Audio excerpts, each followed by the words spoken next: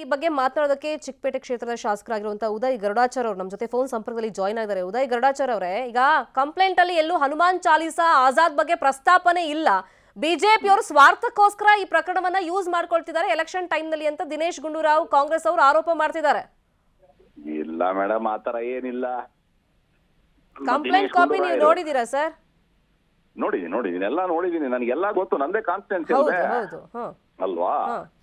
I am aware of everything.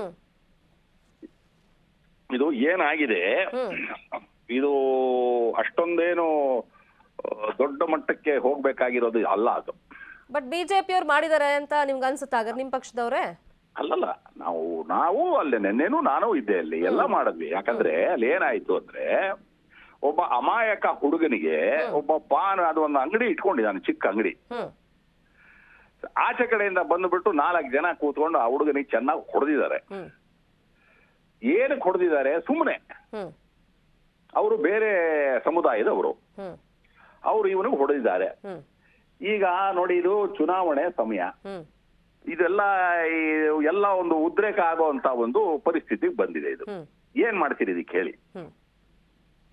ಈಗ ನೀವಂದ್ರಿ complaint copy ನೋಡಿದಿರಿ ಅಂತಂದ್ರಿ, ನಾವು CCTV ಫುಟೇಜ್ ನಾವು ನೋಡಿದ್ವಿ ಸರ್. ಒಂದು 4-5 ಜನ ಬರ್ತಾರೆ, ಹಲ್ಲೆ ಮಾಡ್ತಾರೆ. ನೀವು ಹೇಳ್ದಂಗೆ ಅನ್ಯ ಕೋಮಿನ ಯುವಕರಾದ್ರೂ ಕೂಡ ಅದರಲ್ಲಿ ಹಿಂದೂ ಅವರು ಇದ್ದಾರೆ ಅರೆಸ್ಟ್ ಆದವರಲ್ಲಿ, ಅದನ್ನು ಒಪ್ಕೊಳ್ಬೇಕಾಗತ್ತೆ. ಅಟ್ ದ ಸೇಮ್ ಟೈಮ್ ಅಂದ್ರೆ ಏಕಾಏಕಿ ಬಂದು ಹಲ್ಲೆ ಮಾಡಿದ್ರು ಅಂದ್ರೆ ಅದನ್ನು ಒಪ್ಕೊಳಕ್ ಆಗಲ್ಲ. ಯಾಕಂದ್ರೆ ನಮ್ಮ ರಿಪೋರ್ಟರ್ ಹತ್ರ ನಾವು ಮಾಹಿತಿ ಕಲೆ ಹಾಕಕ್ ಹೇಳ್ದಂಗ ಇದು ಹನುಮಾನ್ ಚಾಲೀಸಾ ವಿಷಯ ಅಲ್ಲ. ಇದು ಈ ಹಿಂದೆನಿಂದಲೂ ಒಂದು 15-20 ದಿವಸದಿಂದ ಸ್ವಲ್ಪ ಕಿರಿಕಲ್ ನಡೀತಾ ಇತ್ತು, ರೋಲ್ ಕಾಲ್ ವಿಷಯವಾಗಿ ನಡೆದಿತ್ತು. ಅದೇ ವೈಷಮ್ಯಕ್ಕೆ ಈ ರೀತಿ ಹಲ್ಲೆ ಆಗಿದೆ ಅಂತ ಒಂದು ಮಾಹಿತಿ ಸಿಕ್ಕಿದೆ. ರೋಲ್ ಕಾಲ್ ವಿಚಾರದಲ್ಲಿ ನನಗೆ ಮಾಹಿತಿ ಇಲ್ಲ.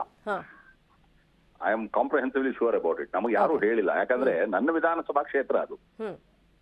ಆಯ್ತಾ, ನಮ್ಮಲ್ಲಿ ಇದುವರೆಗೂ ಒಂದು ತರವಾದ ಒಂದು ತೊಂದರೆ ತಾಪತ್ರೆ ಯಾವುದೂ ಆಗಿಲ್ಲ, ನಮಗೆ ಗೊತ್ತಿದೆ.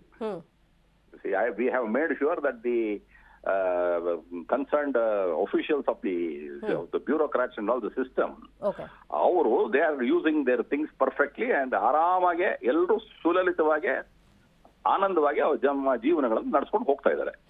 ವ್ಯಾಪಾರಸ್ಥರಾಗ್ಲಿ, ಬೇರೆ ಯಾರನ್ನಾಗ್ಲಿ, ನಮ್ಮ ಪೊಲೀಸ್ನವರಾಗ್ಲಿ, ನಾವುಗಳೇ ಆಗ್ಲಿ, ಎಲ್ಲರೂ V deal with each other perfectly.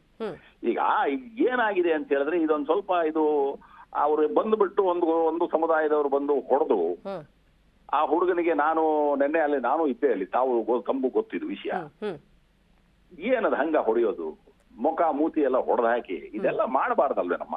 Once again ಹೇಳ್ತಾ ಇದೀನಿ, ಅಂದ್ರೆ ನಾನು ಅವ್ರ ಪರವಾಗಿ ಮಾತಾಡ್ತಿದೀನಿ ಅಂತಲ್ಲ, ನೀವ್ ಹೇಳ್ತಾ ಇದೀರಲ್ಲ ಪದೇ ಪದೇ ಅನ್ಯ ಕೋಮಿನವರು ಅಂತ, ಅದ್ರಲ್ಲಿ ಹಿಂದೂ ಹುಡುಗರು ಇದ್ದಾರೆ ಸರ್. ನಾನು ಅನ್ಯ ಕೋಮು ಅಂತಾನೆ ಅಲ್ಲ, ನನಗೆ ಅದು ಗೊತ್ತಿಲ್ಲ. ನನಗೆ ಅಲ್ಲಿ ಇನ್ನೂ ಯಾರು ಅರೆಸ್ಟ್ ಮಾಡಿದ್ದಾರೆ 4 ಜನ ಅಂತ ಯಾರೋ ಹೇಳ್ತಾ ಇದ್ರು ಪೊಲೀಸ್ನವರು. 5 ಜನರನ್ನ 5 ಜನರು. ನಿನ್ನೆ 4 ಅಂದ್ರು, ಇವತ್ತು 5 ಅಂತ ಹೇಳಿದ್ದಾರೆ. ಕರೆಕ್ಟ್. ಅದರಲ್ಲಿ ಅದು ಅನ್ಯ ಕೋಮು. ನಾವು ನೋಡಿ, ನಾನು ವೈಯಕ್ತಿಕವಾಗಿ ಈ ಕೋಮು ಇದ್ರದೆಲ್ಲ ಇದು ಗೊತ್ತಿದೆ, ತಮಗೂ ಗೊತ್ತಿದೆ ವಿಷಯ. I am an absolute secular person. ನನಗೆ ಎಲ್ಲರೂ ಚೆನ್ನಾಗಿರ್ಬೇಕು. ಯಾಕಂದ್ರೆ ಎಲ್ಲರೂ ಒಂದೊಂದು ಜಾತಿಯಲ್ಲಿ ಹುಟ್ಟಿರ್ತೀವಿ, ಸೌಹಾರ್ದತೆಯಿಂದ ಎಲ್ಲರೂ ಚೆನ್ನಾಗಿ ಬದುಕಬೇಕು ಅಂತ ನಮ್ಮ ಆಸೆ. ಸೊ ಇದು ನಡೆದಿದ್ದು, ಇದು ಸ್ವಲ್ಪ it has gone out of our hands. But ನಿಮ್ಗೂ ಅನ್ಸ್ತಿದೆ ಇಷ್ಟೊಂದು ದೊಡ್ಡ ಮಟ್ಟಕ್ಕೆ ಹೋಗುವಂತ ಪ್ರಕರಣ ಇದಲ್ಲ ಅಂತ? ಸೂಕ್ಷ್ಮ ವಿಷಯ ಹೌದು, ಇಷ್ಟು ದೊಡ್ಡ ಮಟ್ಟಕ್ಕೆ ಬೇಡ ಆಗಿತ್ತು ಪ್ರತಿಭಟನೆ ಎಲ್ಲ ಮಾಡೋದು ಅಂತ ಒಪ್ಕೋತೀರಾ ನೀವು? ಅಲ್ಲ, ನಾನು ಒಪ್ಪೋದು ಅಂತಲ್ಲ. ಪ್ರತಿಭಟನೆ ಅಂದ್ರೆ ನಮ್ಮ ಹುಡುಗರು ಬಂದು ಯಾರೋ ಹೊಡೆದು ಬಿಟ್ರೆ ಚೆನ್ನಾಗಿ ಏನ್ ಮಾಡ್ತೀರಿ ಹೇಳಿ? ನಿನ್ನೆ ನಾನು ಪ್ರತಿಭಟನೆಯಲ್ಲಿ ಇದ್ದೆ. ಈಗ ಅಲ್ಲಿಗೆ ಆಯ್ತದು, ಅದು ಮುಖ್ಯದ್ದು. ಅವ್ರು ಅರೆಸ್ಟ್ ಮಾಡಿದ್ದಾರೆ ಪೊಲೀಸ್ನವರು. ಕಾನೂನು ವಿಲ್ ನೆಕ್ಸ್ಟ್ ಟೇಕ್ ದಿ ಇದು ಆಕ್ಷನ್ ಅಂತ ಹೇಳಿದೀವಿ ನಾವು. ಇದು ಇಲ್ಲಿಗೆ ಮುಗಿದಿದೆ ಅಷ್ಟೇ. ಇವತ್ತು ಪ್ರತಿಭಟನೆ ಕರೆ ಕೊಟ್ಟಿದ್ಯಾರು ಸರ್? ಯಾಕಂದ್ರೆ ದಿನೇಶ್ ಗುಂಡೂರಾವ್ ಮಾತಾಡ್ತಾ ಹೇಳ್ತಾ ಇದ್ರು, ರೆಸ್ಪಾನ್ಸಿಬಲ್ ಪರ್ಸನ್ ಆಗಿ ತೇಜಸ್ವಿ ಸೂರ್ಯ ಇರ್ಬೋದು, ಬಿಜೆಪಿ ನಾಯಕರು ಅಲ್ಲಿ ಯಾಕೆ ಹೋದ್ರು, ಗಲಾಟೆ ದೊಡ್ಡದು ಮಾಡಿದ್ದೆ ಅವರು ಅಂತ ಅವ್ರು ಆರೋಪ ಮಾಡ್ತಿದ್ದಾರೆ ಕಾಂಗ್ರೆಸ್ ಅವರು.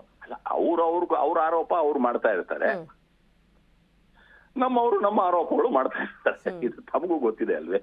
ಎಲೆಕ್ಷನ್ ಟೈಮ್ ನಲ್ಲಿ ಒಂದು ಅಸ್ತ್ರ ಆಯ್ತು. ಎಲೆಕ್ಷನ್ ಟೈಮ್ ಅಲ್ಲಿ these are all the things madam. ಈಗ ನಿಮ್ ಕ್ಷೇತ್ರದಲ್ಲಿ ನೋಡೋದಾದ್ರೆ ಸ್ವಲ್ಪ ಪುಂಡಾಟಿಕೆ ಜಾಸ್ತಿ ಆಯ್ತು, ಅದಕ್ಕೆ ಯಾವ ತರ ಕಡಿವಾಣ ಹಾಕ್ಬೇಕು ಅಂತ ಪ್ಲಾನ್ ಮಾಡ್ಕೊಂಡಿದ್ರೆ ಸರ್?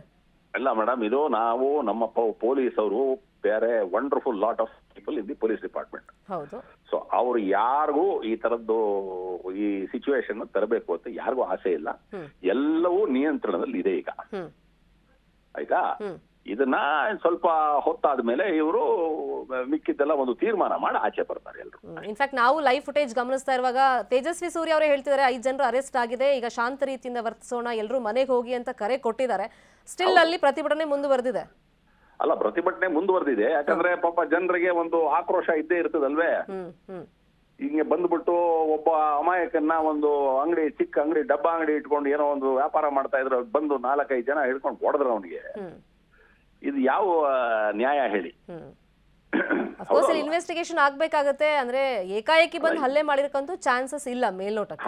ಹೌದು. ಅಂಡ್ ನಾನು ಸೂರ್ಯಂಗೂ ಫೋನ್ ಮಾಡಿದ್ದ ಬೆಳಿಗ್ಗೆ ನನಗೆ, ನಮ್ಮ ಸಂಸದರು ಮಾಡಿದ್ರು. ಸೊ ನಾನು ಹೇಳಿದೆ, ನೋಡಪ್ಪ, ಈಗ ಇದಕ್ಕೆ ತುಂಬಾ ಇದನ್ನ ಡೋಂಟ್ ಪ್ರೆಸಿಪಿಟೇಟ್ ದಿ ಇಶ್ಯೂ. ಈಗ ಇಶ್ಯೂಸ್ ಎಲ್ಲ ಆಗಿದೆ, ಆ ಹೊಡೆತ ಬಿದ್ದಿದೆ, ಅವ್ರು ಅರೆಸ್ಟ್ ಮಾಡ್ಕೊಂಡಿದ್ದಾರೆ. ನಮ್ಮ ಪೊಲೀಸ್ನವರು in all respects they have done there duty perfectly. ಇನ್ನು ಮುಂದಕ್ಕೆ ಕಾನೂನು ಕೈಗೆ ತಗೊಳ್ಳದೆ ನಾವು ಲೆಟ್ ಲಾ ಟೇಕ್ ಇಟ್ಸ್ ಕೋರ್ಸ್ ಅಂತ ಹೇಳಿದೀನಿ. ಆಗ್ಲಿ ಸರ್, ನಾನು ಹಂಗೆ ಮಾತಾಡ್ತೀನಿ ಅಂತಾನು ನಮ್ಮ ಸೂರ್ಯ ಅವರು ಹೋಗಿ ಮಾತಾಡಿದ್ದಾರೆ. ಓಕೆ ಫೈನ್, ನೋಡೋಣ ಮುಂದೆ ಡೆವಲಪ್ಮೆಂಟ್ ಏನಾಗುತ್ತೆ. Thank you so much Uday Garudacharya ಅವರೇ ನ್ಯೂಸ್ 18ಗೆ ರಿಯಾಕ್ಟ್ ಮಾಡಿದ್ದಕ್ಕೆ.